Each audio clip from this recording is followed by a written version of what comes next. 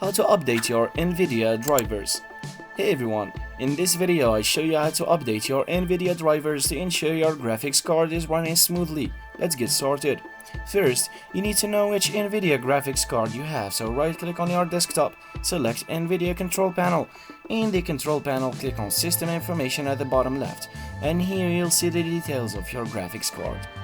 Next, open your web browser and go to the Nvidia driver download page at nvidia.com/download/index.aspx. I repeat, nvidia.com/download/index.aspx. In the driver download section, you can either manually search for your driver by entering your graphics card details or use the auto detect your GPU option. Make sure to select your operating system from the drop-down menu.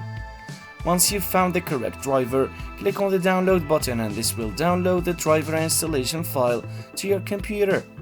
After the download is complete, locate the installation file in your downloads folder and double-click it to run the installer. During the installation process, you'll have the option to choose between Express and Custom installation.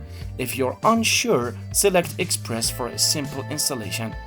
Follow the prompts in the installation wizard to complete the driver update, and after restarting, right-click on your desktop and select the Nvidia control panel again. Go to your system information to check if the driver version has been updated successfully.